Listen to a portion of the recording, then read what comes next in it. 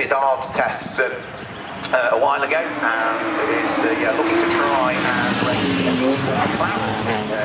coming years or coming weeks, but needs to get signatures on the licence first, so he is out of the ready drive to be in the B1 series in this one. Forgive his poor start. Here comes Stuart Waite over the start-finish line, leading the way. So Stuart Waite in the M3 leads. Ed Giddings in second place. Third place, already a long way adrift of the fourth-place car. Matt Dance goes through. Then it's quite a gap back before we see Steve Wood, followed by Adam Bradford. And the leading Civic at this stage is car number 82, which is Mark Lane. But they seem to have struck themselves out in the early stages.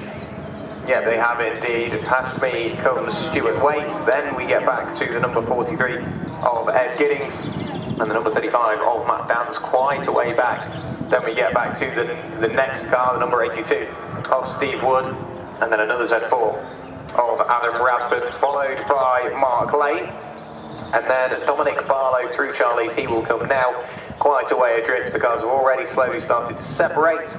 And I've got to say, for his first race, in that first race ever for David Wallington, he's doing everything he needs to do to get those signatures, just playing it safe. There's no real need to start battling for those positions. And of course, if he plans on racing that McLaren GT4, I'd imagine he's not going to be in the championship for too much longer if he's got other intentions. We've got a car backwards over the hill. Who was that? I think that could have been Dominic Barlow. We'll look through the binoculars to try and figure out just who that was. Yes, it was Dominic Barlow. Decided to enter the gooseneck backwards. He got the moment collected off after a brief moment century. He got back down again. Between the car in front of the car behind. So, scary moment there. So he's gathered it up and we'll get going again. Stuart Waite is looking to try and increase what was a 2 second. First lap of the race, it has increased, but not by a great deal between himself and the leading car in the Z4's championship, which is Ed Giddings. Remember, Ed has not had a win so far this season in the Z Cars Championship as he continues around there. A difficult weekend really at Donington Park. He didn't finish the first race at Silverstone, he didn't finish the first race at Donington, and didn't even start the second race at Donington. So finally he's got some luck going his way, and good luck at that at the wheels of number 43, because he sits there in second place.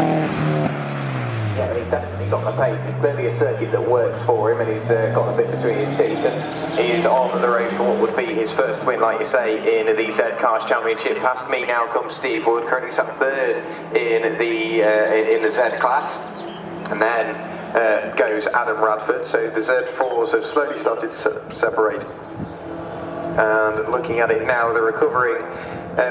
Mark Lane past me once again, nothing too major going on there, and then we get back to Dominic Barlow. So quite the gap's already forming between the cars, but at the moment Stuart Waite, he is pulling away. Fastest lap of the race at 1:43.178, not too much quicker than the car behind, only 3/10 quicker, which is where he gained those 3/10 on the last lap through. 2.3 seconds between Mark Waite and or Stuart Waite, pardon me, and 2.3 seconds. That will only increase from here, of course.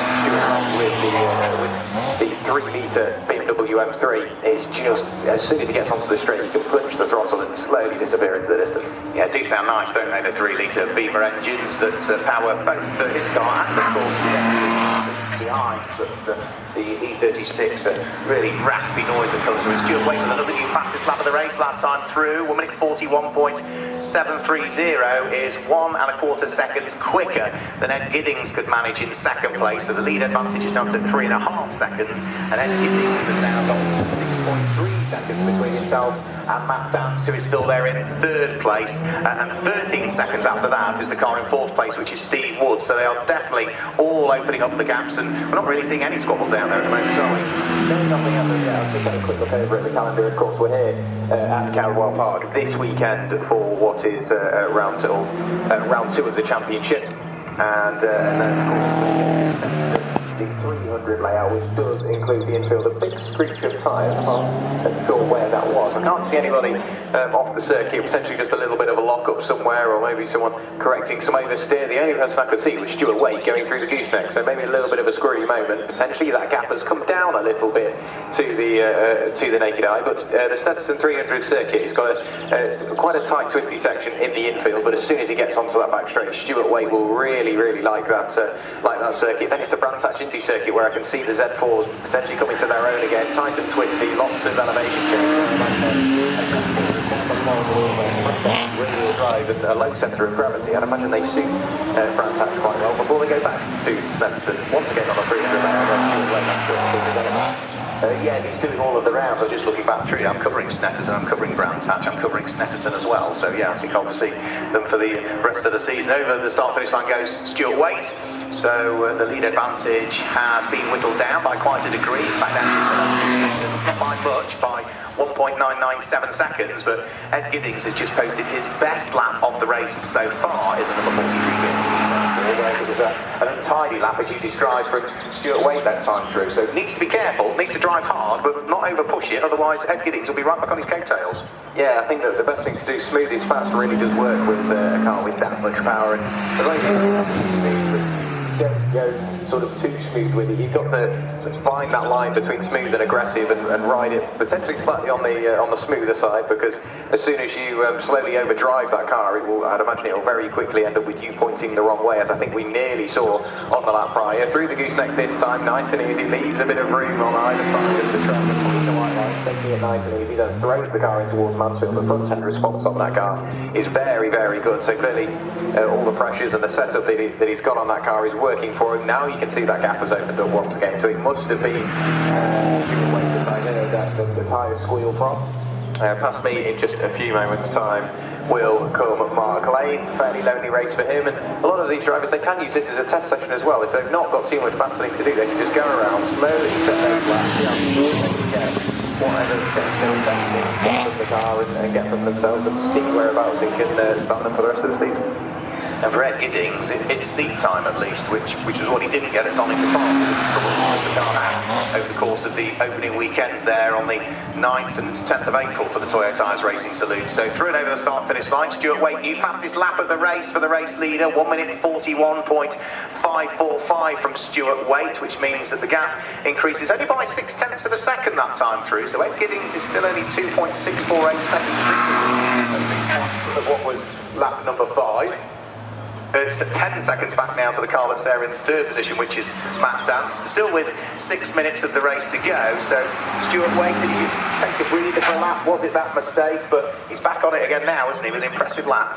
Yeah, he is indeed, and that tells you a lot about how he drives and his style as a driver. Of course, you can have that mistake, everybody makes them, but it's how you bounce back from it. If you have that mistake and then think, right, never mind, that's what you've got now. All I need to do is focus once again, keep it in between the white lines, keep it smooth, and then don't do that again. Don't try and overthink it. Lights ablaze now to try and work his way past David Waddington, so a little bit of traffic, but I've got a feeling David will pull over towards the left-hand side on the exit of Mansfield to allow Stuart Waite by. Yes, he does. So Stuart Waite past David Waddington, and it could potentially catch Giddings just heading through the woodland section of the circuit. No, he's managed to work his way by at the bottom of the mountain. If you catch somebody towards full fence, it's so tricky to get by. Very much a one-way affair through there. But Stuart Waite, if it was that mistake and the tyre squeal I heard from him, he's made that mistake but got straight back on it, like you said. And straight back on it. Yeah, the lap time that he posted was almost as quick as he qualified it. So the lap time that he did was a 1:41.545. Pole time was a 1:41.533. So he's only 12 1,000 slower race pace compared to qualification pace. Over the start-finish line he goes again, this time through. The lead advantage between himself and Ed Giddings comes down by 0.3 of a second, so it's down to 2.3, 2.4 seconds first to second place. We've also now got the number 10 car of David Waddington. Has gained the place that time through because of the problems that have befallen on the Civic. So David Waddington in his first ever race, up into 7th position now in the BMW 1 Series. Yeah, not bad at all.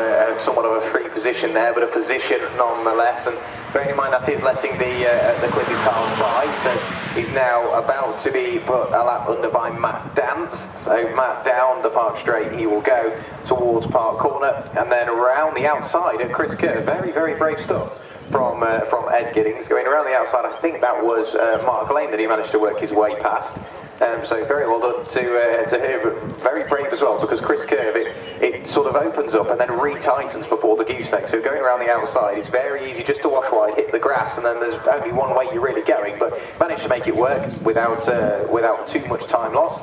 And I think sometimes that can decide the race as well, how you deal with the traffic. Of course, approaching it, as we saw with Stuart Waite, lights on just to make sure that you see. And if you work your way by nice and easy, it can save you a lot of time. And as we saw last time, quicker than Stuart Waite, so that allowed him to reel him in that little bit more, but I've got a feeling this time that gap will come out once again. I'm going to say around about 2.8. Yeah, I think it might be certainly be nearer to 3, or if not just above 3 seconds. Heading on to the penultimate lap of the race as well now, with 3 minutes to go, goes Stuart Waite.